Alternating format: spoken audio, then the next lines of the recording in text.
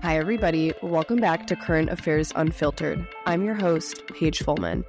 I'm really excited to be bringing you guys this episode because this was a topic that I really crowdsourced through my friends and family as to things that they were kind of confused about in the political world and on the run-up to the 2024 election. So I think I found the perfect person to explain this topic to you, and I hope you love it. This week, we're diving into a topic that's both integral to our daily lives and often wildly misunderstood: the economy. If the 2024 election taught us anything, it's just how central the economy is, not just to policy debates, but to the way people vote and think about their future. Despite being such a cornerstone of political conversations, the economy often feels like this huge, complicated puzzle that's hard to fully grasp. That's why today's episode is all about breaking it down. We're going to talk about what the economy actually means, why taxes and tariffs matter, and how things like stimulus packages and social programs impact us in both the short and long term. Whether you're someone who tunes out when you hear the word economy, or you're looking to better understand what politicians are really talking about when they make big promises, this episode is for you. Here to give us all the information is Dr. Bob Koopman. Bob Koopman is currently a professor at American University's School of International Service, where his research focuses on the impact of trade and trade policy on economic development and growth.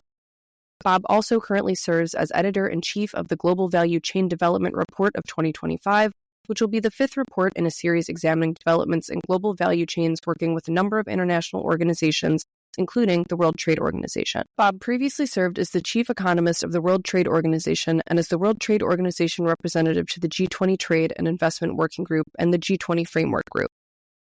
Hi, how are you? Thank you so much for coming on. Thanks, Paige. Happy to join you. Your resume is quite impressive. I am completely blown away with all the experience you have. It's quite a mouthful to read it in full. Well, I've been doing it for a long time. Things accumulate. Right, exactly. So I want to start out pretty basic. When you're listening to the news or reading an article and people just say the economy, what are they exactly referring to? Well, it's really a place where people and businesses come together and sort of meet to exchange goods and services around our needs and our wants. So it's how we make and buy and sell things if you're a business, from grocery stores to housing. But it's also how we as individual citizens will earn money by working or running a business or investing. I think a very interesting thing that most people don't necessarily realize is that our wants and needs are pretty unlimited, but the resources to satisfy them, time, money, and materials, they are limited. So we actually have these unlimited wants and needs, but we are constrained in terms of making decisions as to how we satisfy and which of those wants and needs we're going to satisfy. And so when we're watching the news and people say, the economy's bad right now, typically, in that kind of mundane way of speaking, what are people referring to when they say the economy's bad? Or in the inverse, when they're saying the economy's great right now? Yeah, usually that means we're looking at three main indicators. One would be GDP, or gross domestic product, which is the total value of goods and services produced, but it's not a measure of all of our activities every day. It is essentially how much we buy and how much capital and labor was used to make the goods that we buy. So it's in what we call a value-added measure. It's not gross sales. So when you go buy something off Amazon, you're paying a purchase price where the net value added of your transaction is probably a small fraction of the transaction. So we don't count all the sales. We count sort of the net activity. We don't want to double count all the other things that have gone into that multiple times. So GDP is one way to measure it. And typically it's good if GDP is growing. And it's bad if GDP is not growing, or it's even worse if it's declining. And we call that a recession. Now, another thing that we're likely to look at is the unemployment rate. So how many people are not working? The other side of that is the employment rate, how many people are working. And that's another key indicator. And recently, GDP growth and unemployment have been what economists would consider to be good. The unemployment rate is relatively low and the employment rate is high, and that gets complex. GDP growth has been pretty solid, particularly compared to any other advanced market economy out there. We've done remarkably well, both in terms of GDP growth in the United States, as well as our unemployment rate being low. Then there's inflation. So that's the third measure. How much are prices changing? And prices have gone up about 20% over the last few years in the United States, if you look at it from an annual perspective. And again, the United States, compared to other advanced market economies, has had relatively low inflation, but it's been relatively high inflation for American citizens compared to what we experienced over, say, the last 15 to 20 years. So those three indicators, I think, are pretty standard indicators about the health of the economy. But they don't tell us how happy people are or how well off do people feel or how sustainable our economic interactions are. But they're a pretty concise indicator of how much we produce, how many are working or not, and how prices are changing over time. So is that where you think maybe some of the disconnect might have come from? And that, you said in the beginning that economists are relatively in line with the fact that the economy is good in the United States, but people weren't really feeling the effects of that quote unquote good economy. Do you think that's where that disconnect was, where people were like, well, the economy's bad because I'm not feeling the effects of the good economy? Yeah, from my personal perspective and somebody who's looked at this kind of stuff for many, many years, I think there's a perception issue. We might call it the vibe economy. While all of the measures generally look good, but right after the election, the perception of Republicans who had a pretty negative view of the economy prior to the election, after the election, they were like, the economy's great. Nothing had changed. Whereas Democrats had been like, well, the economy's good. And after the election, the view was, well, gee, the economy's not so good. So, trying to separate out the perception from the reality, I think, is pretty important. And that's what our data is trying to do. Now, some of that perception might have to do with the way all of the economic activity is divvied up or shared. It may be that some people are doing really, really well and other people are not doing as well, still doing okay. I mean, all the indicators are even, relatively middle income, low income folks have done reasonably well over the past few years. But they may perceive that they're not doing as well as those who are doing really, really well. And in economics, we often say that it's relative prices that matter. And so it's how people view how other people are doing around that I think influences their vibe or their take on the economy. And then there's cultural and social issues that also come into play there. So I think, generally the economy's been doing well by every objective measure and is likely to continue to do well into the coming year. It's like a battleship. Once it's moving, it's really hard to change its course, but you can change its course. So that'll be very interesting to see how its course changes, if at all, in the next few years. So speaking of the recent election, I do want to take a minute to speak about tariffs, which were a huge inflection point in the run-up to the election. So I'm wondering if you could just do a quick explanation of what are tariffs and why do governments typically impose them? Okay. So tariffs are a tax that's imposed on goods that cross the border, imported goods from another country.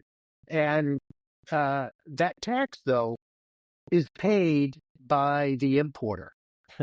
So the importing firm or a trader or whoever the importer, the domestic importer, pays a tax to Customs and Border Protection, to the Treasury, to import that good. That raises their costs. How they then share that increasing cost, typically what they do is they add it to the final price of the good that the consumer buys. Keeping in mind that the consumer in this case might be you or me as a citizen, right? A consumer that goes to a store to buy something, or it might be another business that needs to buy parts and components to put into something that they manufacture and then sell. So typically, the first thing they do is try to pass that increased cost on that tax. They try to pass it on to the consumer. If they feel they can't do that, then they might absorb some of the cost and lower their profit margins. They will also try to get the exporting company to pay part of the tax if they can. Typically, and based on a lot of analysis, there's been a lot of very, very good analysis of the tariffs that Trump imposed in 2017, I think it was, maybe 2018. About 90% of the cost of the tariffs have been absorbed domestically in the United States, either by the importing firm or by final consumers. And the distribution is a bit more towards the final consumers, probably 75% of it, I think. There was a little bit that they were able to shift to the exporting firms. Most estimates have that at less than 10% of the tariff, and for some goods it's zero. So a tariff is a tax on an imported good that comes across the U.S. border, and it's paid by the importing firm or the importing consumer, and they pass that cost on or absorb it. It's a tax. It's like a sales tax. And so why do governments typically institute tariffs? I know this administration it's maybe a little bit different than what's typical implementing a tariff, but under normal circumstances, why would a government implement a tariff? Well, if you're a developing country or a least developed country, you often don't have good tax system. So tariffs are often a source of government revenue, and a big source of government revenue for many developing countries. If you're an advanced market economy, you typically have well-developed tax systems, and they tend to be, in economics terms, more efficient to charge a broad-based tax, either a broad-based consumption tax or an income tax, and that's generally how the U.S. and Europe and most advanced market economies generate their government revenues. Tariffs are often imposed, so that's the revenue story. It's a very small share of, say, the U.S. government's revenue. Tariffs are. And Trump would like to increase that. So using tariffs to then generate extra revenue. To generate extra revenue and to, as he would argue, he would then reduce income taxes or other taxes. But the thing is, we don't import that much, and the tariffs would have to be very, very high.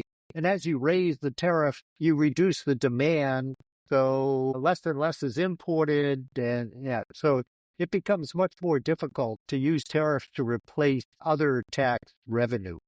Now, the main thing I think that the Trump administration in the first term and the Biden administration continued, it's very important to keep in mind that the Biden administration continued many, not all, but many of the Trump tariffs, is the idea that by raising the price of the imported good, it provides protection for domestic firms. And that protection allows them to expand production, to sell at a higher price, earn more profits, and in the ideal world, hire more people. And when they hire more people, more wages get paid, and ideally, higher wages get paid.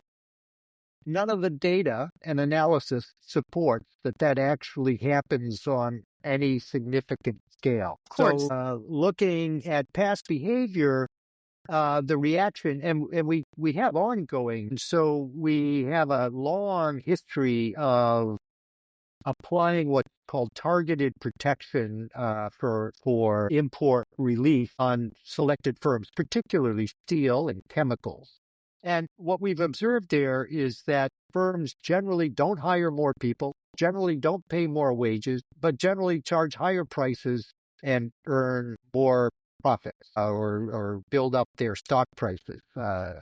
So tariffs do reallocate revenue. They do allocate the share of economic activity. So consumers now pay higher prices. They buy less of it because they pay higher prices. Domestic firms now might expand output, might not, but they get higher revenues and higher profit. If they do expand output, often it's not hiring more people. It may be just using longer shifts or more shifts for existing workers or automation. They'll build robots and automate or something like that.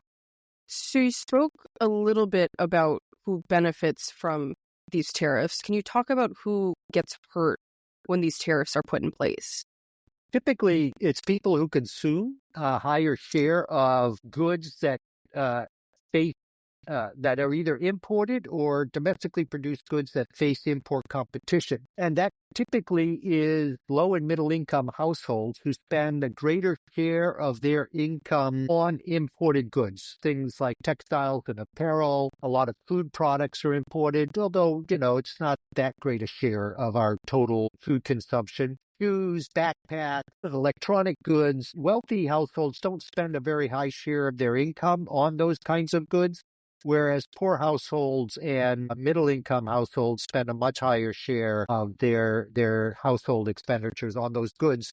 So they're more adversely affected as a share of their income. The tax is a regressive tax. It typically falls more heavily on lower-income households.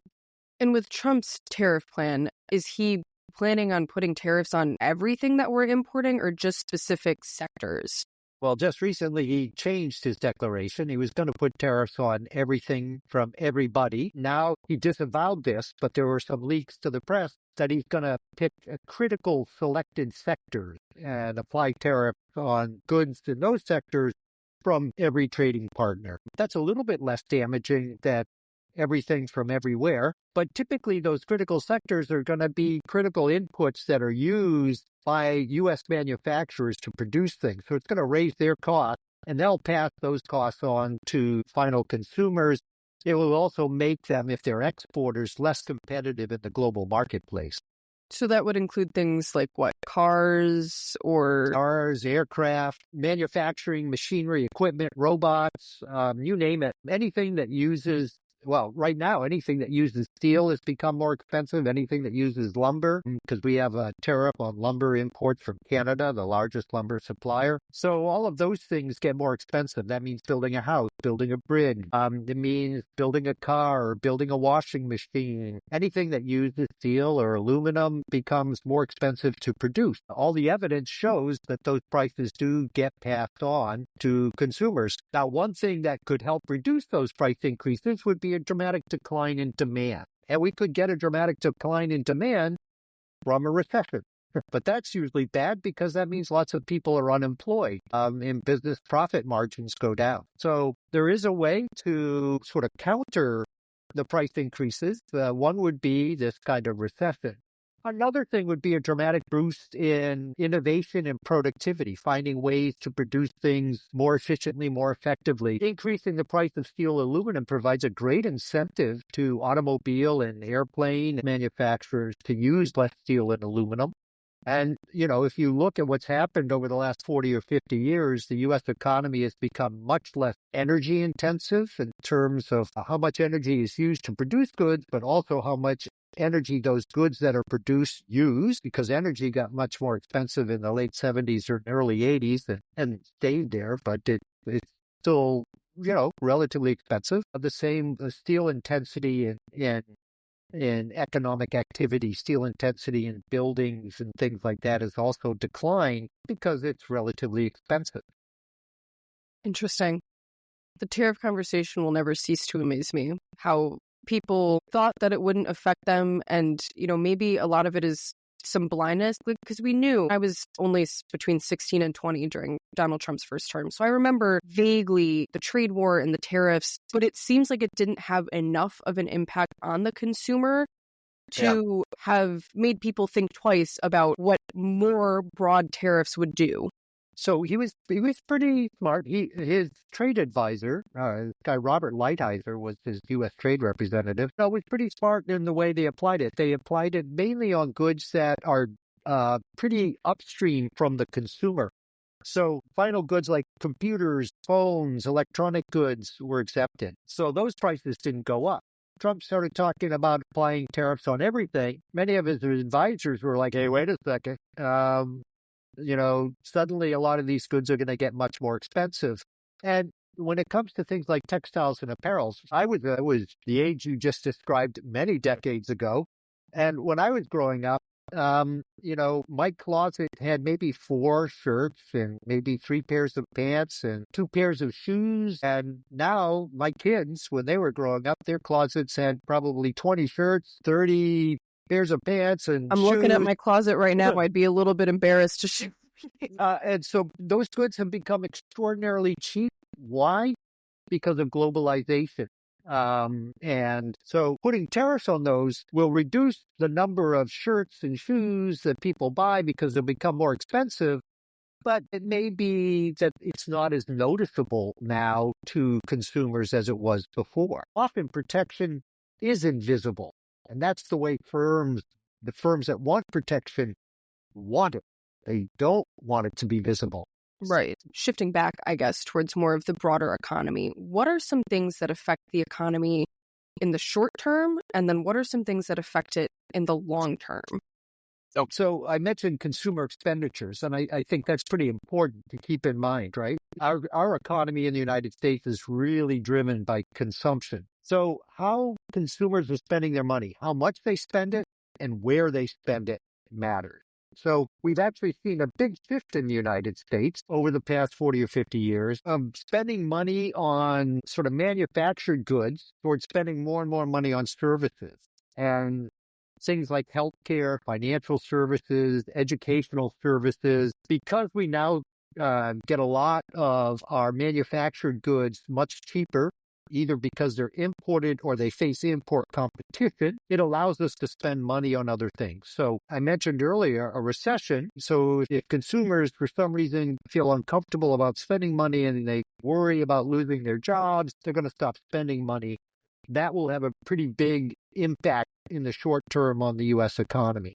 The same with things like changing tax policy, cutting taxes. Now, keeping in mind there's distributional effects, right? Cutting taxes on the wealthy. Some would argue, well, that stimulates more investment. Generally, it hasn't stimulated more investment, as cutting taxes on relatively low-income households who spend a higher share of their income. So cutting taxes or increasing taxes can reduce consumption expenditures. Fiscal policy, tax policy is a fiscal policy.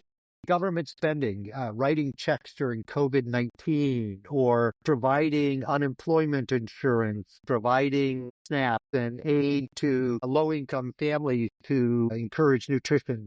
All of those kinds of things do affect economic activity in the short run. In the long run, some pretty important elements are things like innovation, healthcare, investment in education, population growth. So when we economists think about how do we grow the economy? How do we make it bigger? There are 3 essential things that we look at. We look at how much capital there is. So how much money can build machinery, equipment, or buildings, how much labor there is. And increasing the amount of capital and labor is really critical for economic growth. It's hard if you're an advanced market economy because you often have pretty high amount of capital already, and you often have relatively slow growth in your labor force. That then gets us to immigration, which maybe we'll come back to. In the United States, immigration has been the main reason why we have had faster growth in population and labor supply than most other advanced market economies, which has helped economic growth. The third element is this magical element economists call it total factor productivity growth, TFP. What it means is we're able to produce more output with the same or less capital and labor. Often it's from innovation. Some of that innovation is robots or automation. Some of it can be software.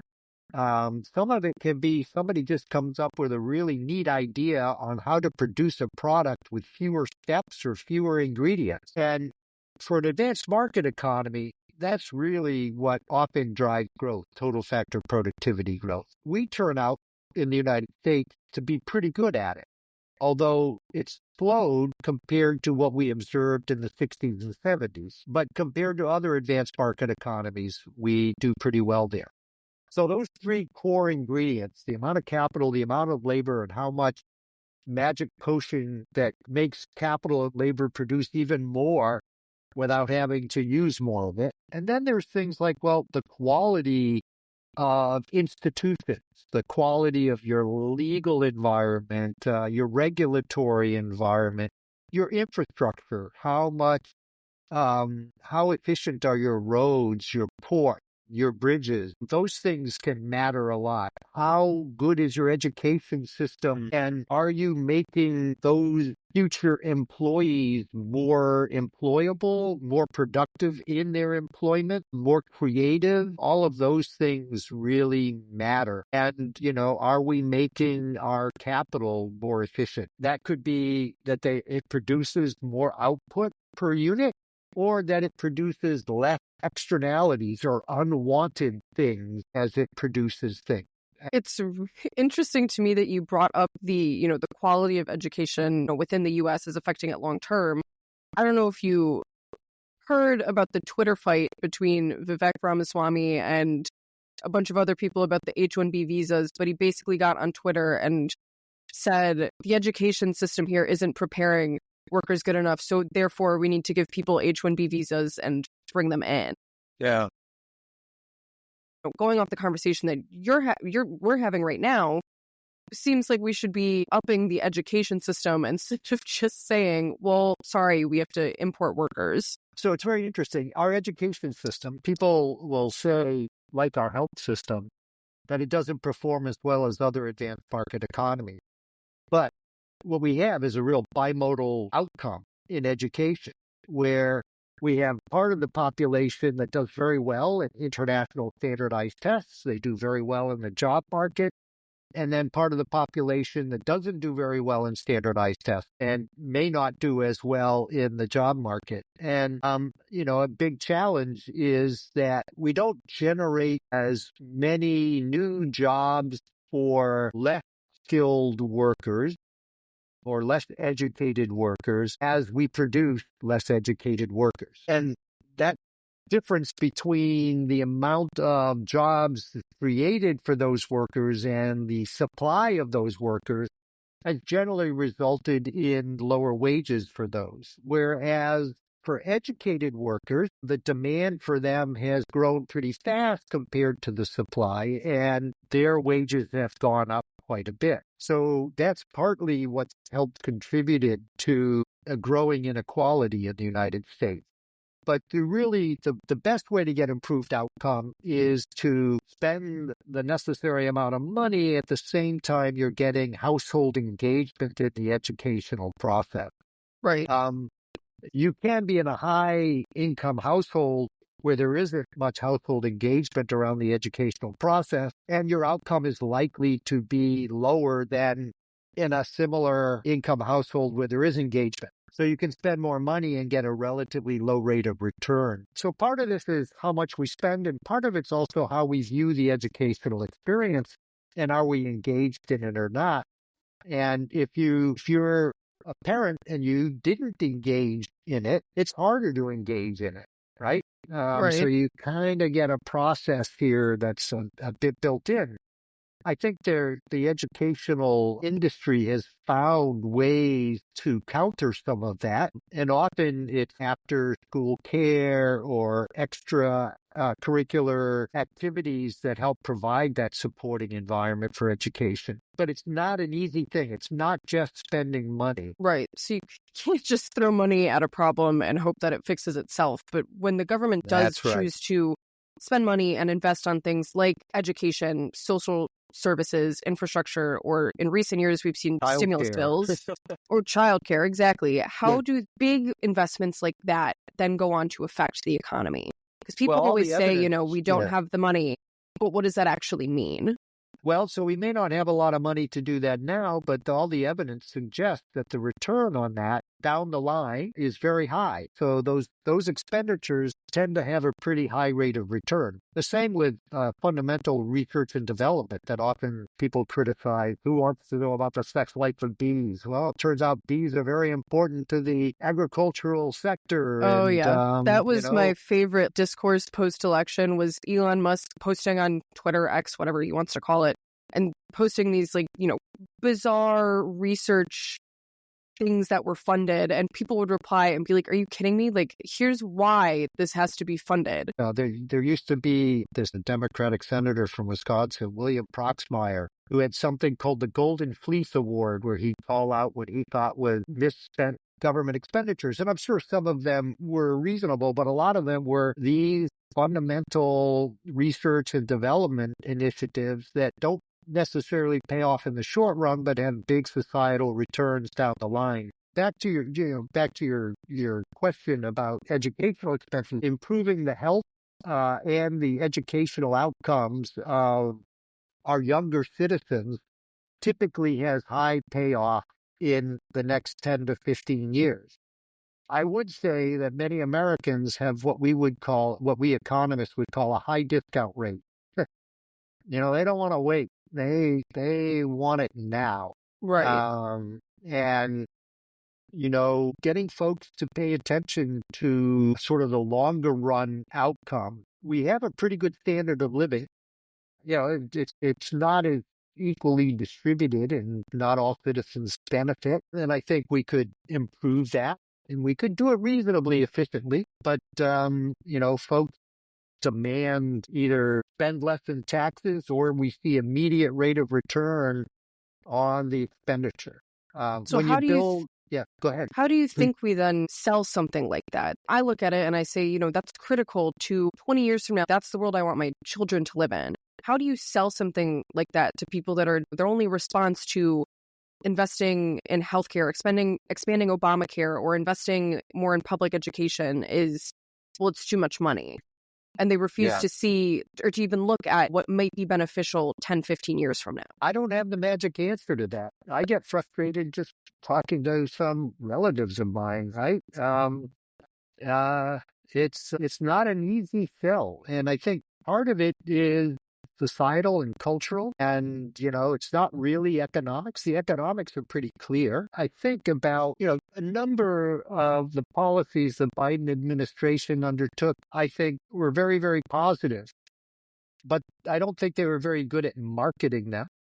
And the interesting thing is we look at incoming President Trump, and if there's anything that he seems to be good at is marketing. Man's a marketing genius.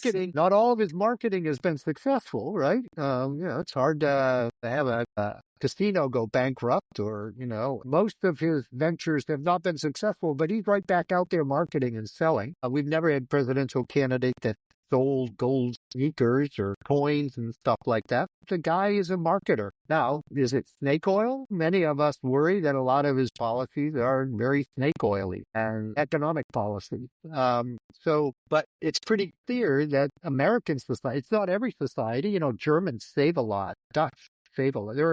There are advanced market economies where the citizens have a longer term view than what American citizens seem to have. And I suspect it's a matter of a vibe, right? Selling it and getting people to buy into this. And I think some of the citizen distrust around government is, rather than killing things that don't seem to work or working to improve them, we let them live on for maybe too long.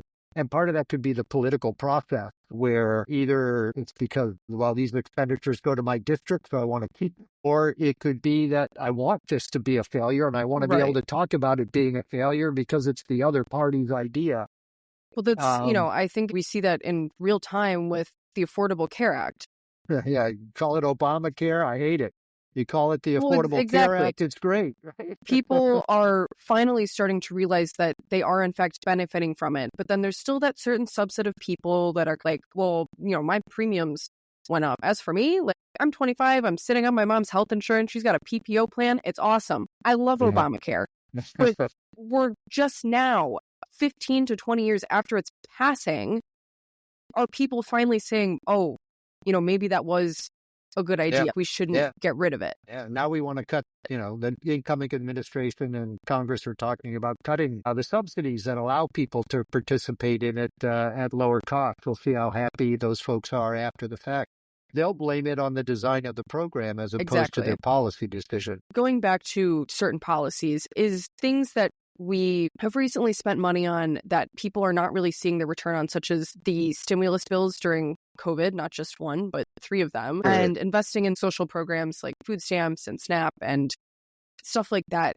Can things like that benefit the economy down the line, even though looking at it dead on, it looks like we're kind of just throwing money away? So I do think there are long-term, almost always are some sort of long-term reverberations of the policies. And, I think the trade-off that we faced with COVID-19 was the following. We could have followed a policy much more like the Great Financial Crisis and not had as big stimulus payments and put money in people's citizens' hands, and we would have had a significantly bigger and longer economic downturn.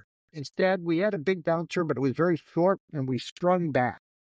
How we would have gotten that bigger and longer downturn would have been through unemployment. So what we did was we stimulated the economy, kept it going. We made sure unemployment was relatively short and less than it otherwise would have been. And that's going to have a long-term return through people's income not being scarred by the downturn, but it generated or contributed to inflation. So what we did was we had a policy that essentially had everybody sharing some of the pain of the supply constraints at the same time that we were trying to sustain employment and household income. And that we had a reduction in supply, we sustained demand, that created inflation. Our inflation was less than other advanced market economies. It came down faster, and we had relatively low unemployment. And it seems to me that if inflation was the big driver of this election outcome, people just voted that I'd rather roll the dice and have somebody else lose their job for an extended period of time, but keep my prices of eggs low. And that essentially, I think the people have spoken, and every politician going forward is likely to then say it is better to have high unemployment than it is to have inflation. When everybody feels it, I lose a lot of votes. If only a relatively concentrated number of people feel it, I'm not going to lose as many votes. I think that's a political economy outcome that I think is the lesson from this COVID response. As an economist, I think it's the wrong lesson. As I said, people in the United States have this view that government is the problem, taxes are the problem, and things would be just so much better if they would get out of the way. Which is interesting because if you go back to our golden era, which is post-World War II, up until about the energy crisis, we had much higher tax rates. We had lots of unionization. We had low income inequality. CEO pay was a much smaller multiple of the average salary in the firm. People look back to those days wistfully, and they think the big change is government regulation. There has been more regulation, and it's pretty clear to me, and I think many other economists, that we've got to work on fine-tuning our regulation. You touched on it a little bit in your last answer, but in our initial conversation, when I spoke to you the first time, you talked about how you felt that in 2024 election, a lot of people oversimplified and made mistakes in their inferences about what the economy was. So I want to talk a little bit about how we as individuals can make sense of the ups and downs of the economy, as sometimes stuff just happens, and making decisions that protect our financial well-being, but not being reactionary and making those mistakes and oversimplifying the problems. I think a big element for a fairly large segment of the U.S. population is recognizing what you need versus what you want. So if prices are rising on something that you need, okay, then go pay, but also look for cheaper alternatives. There are things that one can do if one has the time and the interest to try to reduce your expenditures. How much do I want it versus how much do I need it? And if it's a need, okay, then try to find a way to make it happen. But if it's a want, then the signal you need to send to firms trying to raise prices is, I'm not going to buy it at that price. And I found it very interesting. This is when I was still at the World Trade Organization. And I'm just really surprised that with these price increases we see happening, people are still going out there and buying things that are more wants than need. So it's quite interesting. We assume if prices go up that consumers will reduce expenditure. And businesses do that. They react pretty strongly to changes in supply and demand. But households in the U.S. seem to be less responsive. So that's one thing you could do. Another thing we don't do is save. We don't really teach financial responsibility, although I think maybe that's changing in the K through 12 education process. But a big part of my job as a parent was teaching my kids to save. My wife and I are big savers. We have been, and it really makes a difference. Many of my relatives have not, and they suffer for that. And I feel bad for them. And I feel bad when I start treating them like one of my kids. You actually need to set aside some of your money. You cannot do DoorDash all the time. You can't buy your kids all the stuff that they want. You need to put away money for a rainy day. Yeah. By far, the biggest shock to me, as I've entered, young adulthood, is meeting people that are truly oh, sorry, my bank account has $2 in it. And my first response would always be, take, $100 out of your savings, because that's what I would do if I was short on money in my checking account. And they go, I don't, what do you mean? I don't have any savings. And I'm like, what? Yeah. That seems like very basic things, but I think you're very much correct. If you have a little bit of a safety net, you're preparing for, maybe some of the ebbs and flows of the economy. Well, and there are many economists out there, by the way, who would argue that if you create a government safety net, then you reduce the incentives for individuals to create their own safety net. Right. But the U.S. government safety net is designed to supplement your own individual safety net. You complain when the price of gas goes up because of a disruption in Europe when Russia invades another country, and you're driving a car that gets 10 miles to the gallon, a truck usually, a pickup truck, and it costs you $60,000 and you can't afford to put the gas in it. I don't have a lot of sympathy for you, right? If your personal vehicle of choice is one that's not particularly efficient, there's no God-given right to cheap gasoline, okay? Right. And if you don't have the personal responsibility to save enough money to be able to absorb those kinds of ups and downs in a commodity that's largely priced in global markets, but you may not understand that. You may think it's all Biden or if the price goes down, it's all Trump. The most infuriating thing to me was the whole gas price discourse of, first of all, it only ever went up a couple dollars more per gallon, which I get it. That it's a lot over time. It matters if you don't have a lot of money in your... but you don't have the extra $2 to fill up with that, and then it's Biden's fault? As if Biden called up the oil reserves and was like, I'm thinking we should make it $4.50 per gallon. What? Well, the other thing is that's something that people do regularly, and they feel it when I used to spend, $35 a week on gasoline, and now I'm spending $65, and I still want to do DoorDash, or I still want to go out to eat, or I still want to buy that fishing pole. And yet we economists would say, well, if the price of gasoline goes up, then you conserve on the use of gasoline, or you forego something else if you can't. Right. We don't want you to forego feeding your kids or feeding yourself or your health care, but there are other discretionary expenditures that maybe you don't spend so much on. If you visit other countries that don't have our standard of living, and I've traveled around the world quite a bit, other people are having to make those kinds of choices every day. We got into these circumstances where we just didn't have to do that. We didn't have to do it as often. My parents did. My goodness. I go around turning the heat down. I don't know if you can tell, but this is a very, very, it's cold here in Washington, and this is a very, very thick pullover. And I have flannel lined. I'm the same way. When I moved out, my mom, she doesn't see the issue with like, spending money on the, frivolous things. But like when I moved out on my own and I had to keep my own apartment, I wouldn't turn the lights on until the sun went down.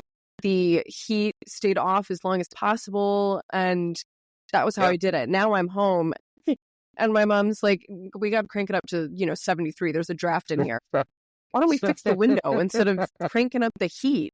Yeah. Yeah.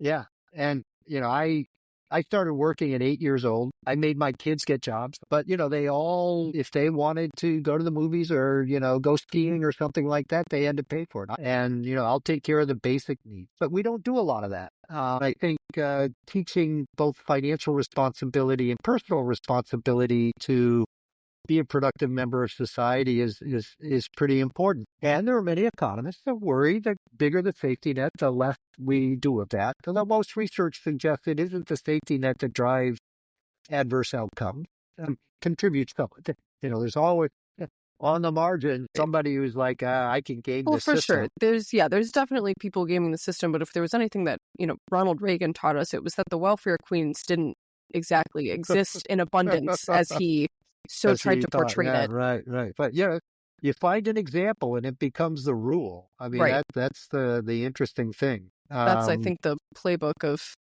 nowadays. It is a politics, playbook, and it works, right? The psychology of it works.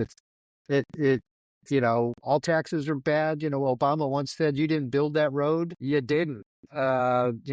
Taxpayers did. Lots of people did, not you as a business. And you look at most businesses, they look for subsidies to be able to develop a plant or manufacturing facility. It's a complex story there, but I don't get to go ask my fellow citizens to subsidize a renovation on my house or, geez, I want to buy something in the mountains. There are elements of me that are pretty liberal and there are elements of me that are pretty conservative. Did work for the U.S. government for many years. I worked very hard.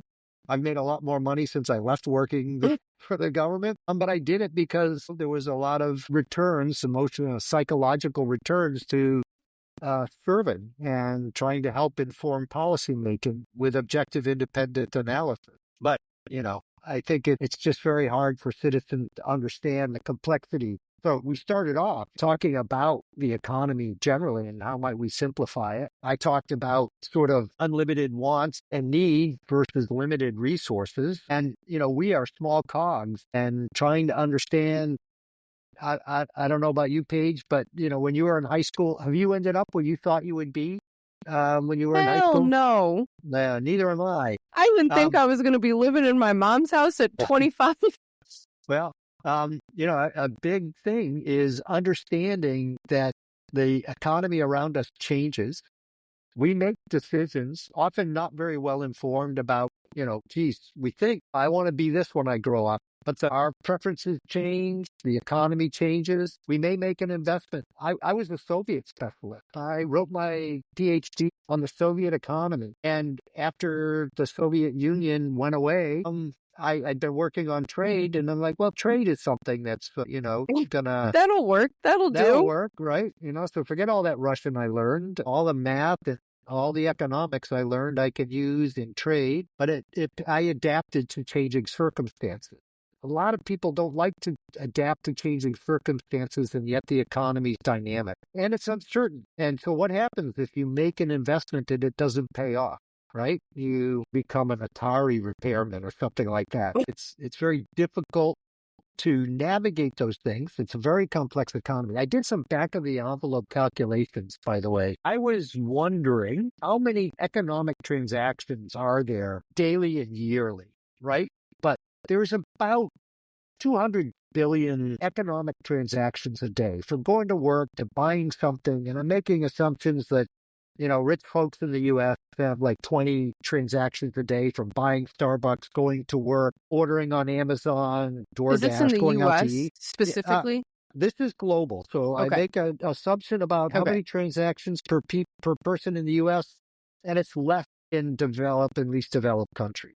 But you come out with something around 193 billion transactions a day. You multiply that by 365 days for, even out holidays, and you get to about 70 trillion economic interactions globally. My guess is that understates just by, some of these. And that's a pretty complicated economy. You as an individual are making a very, very small number Right. of those, right? And so figuring out how you fit in is very difficult. And this is why I believe a market economy is largely the best way to go. And remember, I was a Soviet economist and I looked at broad economic planning and saw how badly it worked. So I think it's some of the key challenges we face is as individuals, we live in a very complex economy. There's lots going on around us every day. I go in every day and exchange my money for this, that, or the other thing. Then there's the software, and that's the rules, the regulation, and how well markets work in the context of those rules and regulations. This is really important because those can help the hardware work efficiently, or it can help the hardware work inefficiently.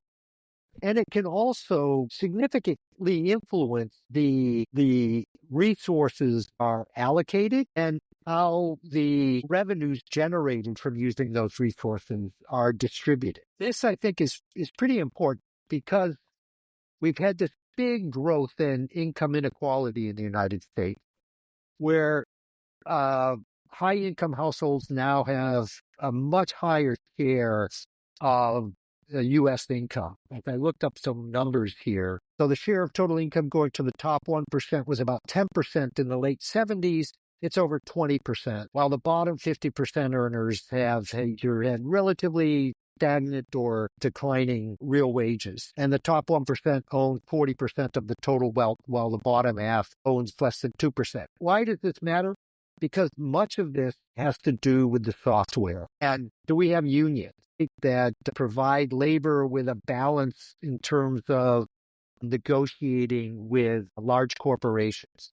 What kind of deregulation have we had? What kind of tax policy do we have? I pay a fair amount in taxes, and I'm not going to benefit probably from any of the cuts that Trump talks about, because you have to be a certain kind of wealth accumulator or income generator to benefit from those taxes, right? Right. So all of this software stuff really matters. It's kind of boring, and I think the average person tries to stay away from it or doesn't want to deal with it, but it really does matter. It matters at the local level for zoning in terms of being able to build affordable housing. I live in Alexandria, Virginia, and the debate here is really pretty stunning. If you own a single-family house, I do. Most single-family house homeowners don't want to allow a change in zoning ordinances that will allow multifamily units to be built next to them. Personally, I think it's probably a good idea. Well, right. And Alexandria is so crowded, to say the least. Yeah, it's a pretty crowded place. I think it's a wonderful place to live, but many of my fellow citizens think it's going in the toilet. Anyway, the software matters. Hardware matters and software matters. And citizens need to pay very close attention to the software. Some regulation is good, particularly if it's reducing externality, but some regulation can be excessive. And trying to assess that and having a more flexible regulatory system that can adapt and change the software as we learn how it works in the real world, I think is pretty important. And we're not very good at that. So complicated economy, hardware, software. We interact in the hardware side all the time. Software affects us, but it's often hidden, and often it's used to affect the distribution of the resources in ways that favor those who have significant amounts of money to spend to lobby and to write to legislation, whether they be large businesses or people like Elon Musk. If you look at what is happening with the incoming Trump administration, it seems like almost every large billionaire is trying to get in his favor. Why? Because yeah. They feel like it'll pay off for them. And yet he sells his economic policies as serving the little person. I do just have one more question. It's not really directly about the economy. It's more about your opinion. But as an economist and as an observer into all of the crazy talk around the economy leading up to the 2024 election. What do you think is the biggest misconception that, everyday people have that don't have a background in economics? And what is it that you wish that the everyday person understood about the economy? Wow, that's a big question. Well, there are two levels to it. I wish they understood that they had personal responsibility in interacting with this economy, from, developing skills to thinking about how they spend their money and or save money. And I think they need to understand that this is a very complex economy, and we need good software, good rules and regulations to ensure that the economy operates efficiently and fairly, and that they should pay attention to their local government, to their state government, and to the federal government, and think critically about any kind of policy changes these governments are thinking about doing. And are they working to grow the pie for everybody? Or are they going to grow the pie, but the biggest share of the benefits are going to be to one group of people? Or are they not going to grow the pie and just shift more and more of the benefits to somebody else? The incoming president, I think, has the view of the economy as a zero-sum game, where he does talk about growth, but it's not clear he has a very deep understanding of it. I think many of his advisors do, but growing the economy is really important. I'm not a degrowth person at all. I think we can find ways to grow the economy and ensure that that growth is more sustainable, both from an environmental and a social perspective. And we each have an individual responsibility in that. And our eyes should be open to both the sort of big software and the small role that we play in the hardware, contributing our labor and our expenditures in the economy. That was a good answer. I like that one. That is all I have for you. Do you have anything else that you would like to say that you think I maybe skipped over? No, I think we covered a lot of ground, and hopefully it was useful for your listeners. I agree. I found it fascinating, so thank you. I in my introduction, I say it feels like a very dense topic, and I think it is. I took the economics classes required by my master's program, and I still walked away going, what was that? I'm still not sure that I really understand. I kind of got the concept of supply and demand, but beyond that, I kind of went over my head. If I was doing that in my master's courses, I'm sure there's tons of people that are like me that are going, I don't really understand what that means. So I think you did a great job at breaking this down and putting it in a very tangible way for people like me that the economy is not my strong suit. I don't claim to know much about it. And thank you so much for coming on and having this conversation. Well, thank you for inviting me. Thank you guys so much for tuning into this episode of Current Affairs Unfiltered, and a huge thank you to Dr. Koopman for coming on and giving us a lesson on the basics of the economy. I do feel at least a little bit better about reading those doomsday-like articles about the economy now. If you enjoyed today's episode, don't forget to follow, leave a review, or share it with someone who could also learn a little bit about the economy. And as always, if you have questions, topic suggestions, or you just want to say hi, you can find me on social media at Current Affairs Unfiltered Pod on Instagram, or send me an email at currentaffairs.unfilteredpod@gmail.com. Keep asking questions, stay engaged, and remember to keep moving forward. See you next time in the briefing room.